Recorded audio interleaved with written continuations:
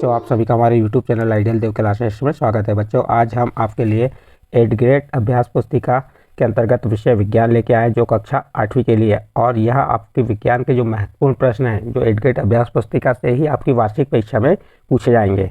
और इस पुस्तक को मध्य प्रदेश राष्ट्रीय शिक्षा केंद्र भोपाल द्वारा तैयार किया है। किस सत्र के लिए तैयार किया गया है? सत्र 2022-23। हम इस वीडियो के माध्यम से आज आपको हम पाठ 15 कुछ प्राकृतिक परिघटनाएं बताएंगे और उसके महत्वपूर्ण जो प्रश्न हैं वह बताएंगे। चलिए, पाठ 15 कुछ प्राकृतिक परिघटनाएं, इसके लघु उत्तरीय प्रश्न। प्रश्न नंबर 1 क्या कह रहा है? प्रश्न नंबर 1 में दिया है, भूकंप की शक्ति के परिमाण को किस पैमाने पर व्यक्त किया जाता है और कितने परिमाण पर भूकंप अधिक विनाशकारी होता है? बच्चों, आप इस प्रश्न के उत्तर को अपनी विज्ञान की पाठ्य पुस्तक के पृष्ठ क्रमांक 193 में खोज सकते हैं, देख सकते हैं और उससे भी पढ़ सकते हैं। हमने इसका उत्तर बताया जो छोटे रूप में। देखिए क्या है, किसी भूकंप की शक्ति के परिमाण को रिएक्टर पैमाने पर व्यक्त किया जाता है। किस पर व्यक्त किया जाता है? रिएक्टर पैमाने पर। इसका सही उत्तर आ जाएगा ओनली आपका रिएक्टर पैमाने पर व्यक्त किया जाता है। बाकी तो हमने प्रश्न लिखे हैं भूकंप की शक्ति के परिमाण। देखिए यहाँ से यहाँ तक हमने जैसा कहा को, ये किसके स्थान पर हमने क्या लिख दिया? रिएक्टर। रिएक्टर पैमाने पर व्यक्त किया जाता है। फिर प्रश्न है कितने परिमाण का भूकंप अधिक विनाशकारी होता है? तो इसका उत्तर आप बता देंगे। अधिक विनाशकारी भूकंपों का रिएक्टर पैमाने पर परिमाण 7 से अधिक होता है। किससे? तो परिमाण क्या हो जाएगा? 7 से अधिक। तो इस प्रकार से आपका प्रश्न नंबर 1 यहाँ पे कंप्लीट होता है। प्रश्न नंबर 2 देखिए। प्रश्न नंबर 2 में कहा है, तड़ित से अपनी सुरक्षा के उपायों को लिखिए। एक तड़ित चालक होता है, उससे हम अपनी सुरक्षा कैसे करते हैं उसके उपाय बताना है। चलिए, उसका प्रश्न नंबर 2 उपाय क्या है? सुरक्षा के उपाय, गरज सुनते ही किसी सुरक्षित स्थान पर तुरंत पहुंचना चाहिए। तड़ित से अपनी सुरक्षा करना है, नहीं कि जो गर्जना है या जो बिजली वगैरह होती है इससे हम अपनी सुरक्षा करना चाहते हैं तो इसके लिए हमें क्या करना पड़ेगा? गर्जन सुनते ही किसी सुरक्षित स्थान पर तुरंत पहुंचना चाहिए। किसे? हमें। फिर नंबर 2, अंतिम गर्जन सुनने के बाद सुरक्षित स्थान, जब अंतिम गर्जन होती है उसके सुनने के बाद ही सुरक्षित स्थान से बाहर आने से पहले कुछ देर प्रतीक्षा करना चाहिए। यानी कि जो अंतिम गर्जन हुई उसको सुनने के कुछ देर बाद हमें प्रतीक्षा करना चाहिए कि अब तो गर्जन नहीं हो रही है और हमें फिर बाहर आना चाहिए। नेक्स्ट अगला प्रश्न देखते हैं। प्रश्न नंबर 3। प्रश्न नंबर 3 क्या कह रहा है? सर्दियों में स्वेटर उतारते समय चट चट की ध्वनि सुनाई देती है, समझाइए। चलिए, इसका उत्तर देखते हैं। सर्दियों में जब स्वेटर उतारते हैं तो वह हमारी त्वचा से रगड़ खाकर आवेशित हो जाता है। स्वेटर पर आवेश आने के कारण चट चट की आवाज़ सुनाई देती है तथा चिंगारी भी दिखाई देती है। वास्तव में यह तड़ित के समान ही एक परिघटना है। देखिए, प्रश्न नंबर 3 था, सर्दियों में स्वेटर उतारते समय चट चट की ध्वनि सुनाई देती है, समझाइए। इसका उत्तर क्या हो जाएगा? सर्दियों में जब स्वेटर उतारते हैं तो वह हमारी त्वचा से रगड़ खाकर, जो हमारी त्वचा है हमारे शरीर से क्या करती है? रगड़ खाकर आवेशित हो जाता है और स्वेटर पर आवेश आने के कारण चट चट की आवाज़ सुनाई देती है तथा चिंगारी भी दिखाई देती है। वास्तव में यह तड़ित के समान ही एक परिघटना है। इस प्रकार से आपका प्रश्न नंबर 3 यहाँ पे कंप्लीट हुआ। इसके बाद नेक्स्ट अगला प्रश्न देखते हैं। प्रश्न नंबर 4। प्रश्न नंबर 4 क्या कह रहा है? भूकंपी क्षेत्र अथवा भ्रंश क्षेत्र। प्रश्न है यहाँ पे आपका, भूकंपी क्षेत्र और भ्रंश क्षेत्र किसे कहते हैं? भारत में अति भूकंप वाले क्षेत्रों के नाम लिखिए। चलिए, भूकंप प्लेटों की गतियों के कारण उत्पन्न होते हैं। भूकंप क्या होते हैं? जो प्लेटें होती हैं उनकी गतियों के कारण उत्पन्न होते हैं। अतः जहाँ प्लेटों की सीमाएं दुर्बल होती हैं, जहाँ प्लेटों की सीमाएं क्या होती हैं? दुर्बल होती हैं, वहाँ भूकंप आने की संभावना अधिक होती है। इन दुर्बल क्षेत्रों को भूकंपी क्षेत्र अथवा भ्रंश क्षेत्र कहते हैं। भारत में अति भूकंप क्षेत्र है कश्मीर, पश्चिमी तथा केंद्रीय हिमालय। इस प्रकार से आपका प्रश्न नंबर 4 यहाँ पे कंप्लीट होता है। नेक्स्ट अगला प्रश्न देखते हैं। प्रश्न नंबर 5। प्रश्न नंबर 5 में क्या कहा है? लघु उत्तरीय प्रश्न है, पृथ्वी की संरचना का नामांकित चित्र बनाइए। बच्चों, आप इस चित्र को अपनी पाठ्य पुस्तक के पृष्ठ क्रमांक 192 में खोज सकते हो, चित्र क्रमांक 15.9। देखिए, पृथ्वी की संरचना का नामांकित चित्र ये आपके सामने है। यहाँ पे आप इसका ऐसा चित्र बना लीजिए पृथ्वी का। तो ये जो है ऊपर वाला भाग ये क्या कहलाता है? भूपर्पटी। क्या कहलाती है? भूपर्पटी। और यहाँ पे जो भाग होता है ये क्या होता है? प्रवार होता है।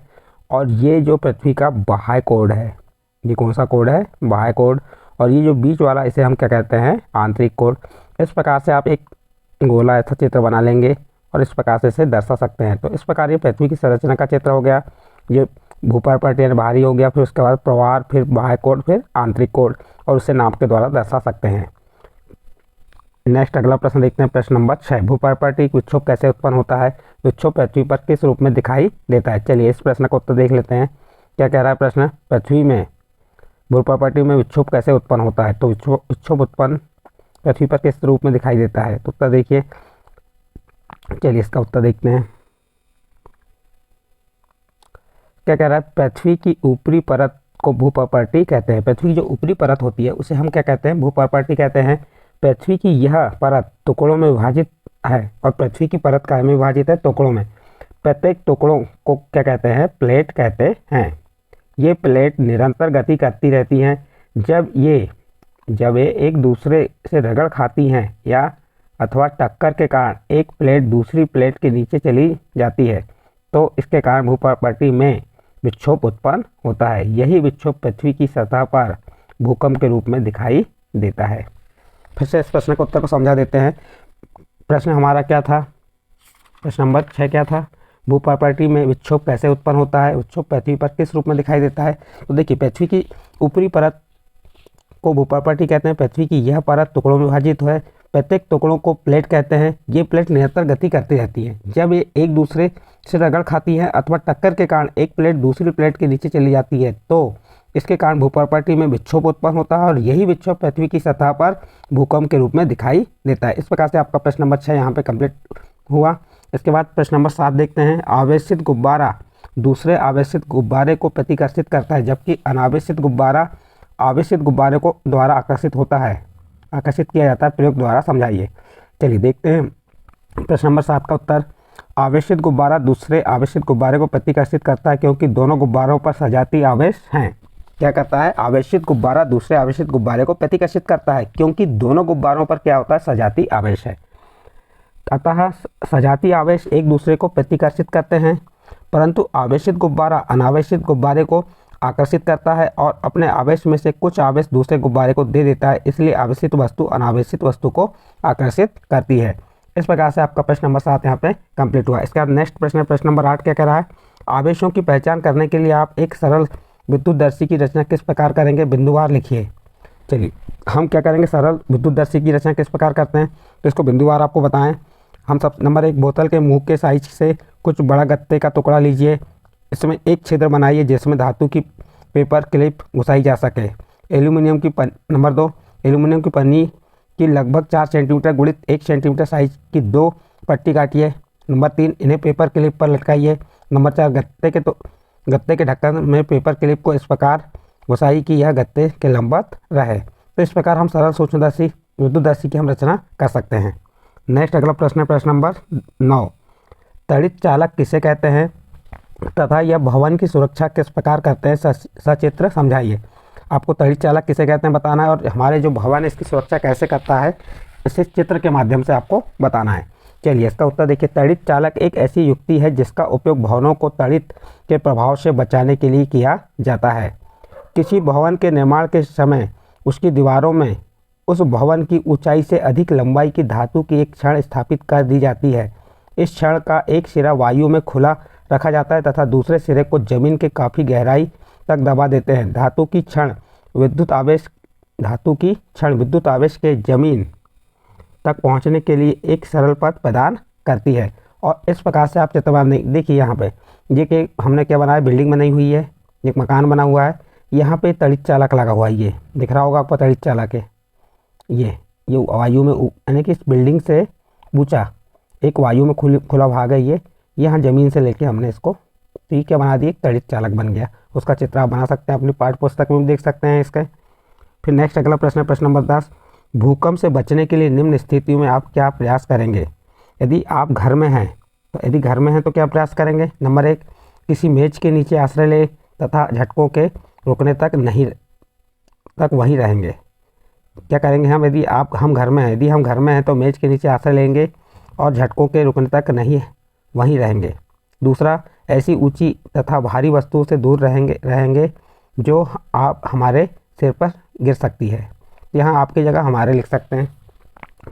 यदि हम बिस्तर पर हैं तो तो उठे नहीं, अपने सिर का तकिए से बचाव करेंगे और हमारा अपने सिर का जो है तकिए से बचाव करेंगे। तो इस प्रकार से ये अ नंबर का प्रश्न का उत्तर कंप्लीट हुआ।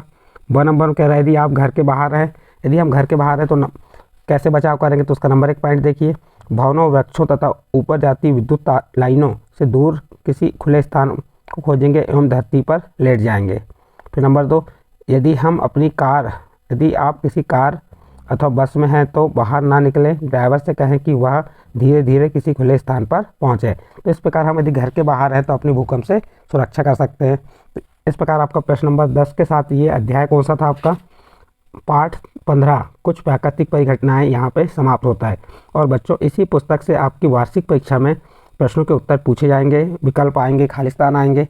तो आप एडगेट अभ्यास पुस्तिका से अधिक तैयारी कीजिए, जो आपकी वार्षिक परीक्षा के लिए महत्वपूर्ण है। यदि आपको हमारे द्वारा जो प्रश्नों के उत्तर बताए गए ये प्रश्न यदि समझ आए तो आप हमारे चैनल आइडियल देव क्लासेस सब्सक्राइब कीजिए, लाइक कीजिए एवं अन्य ग्रुप में शेयर जरूर कीजिए।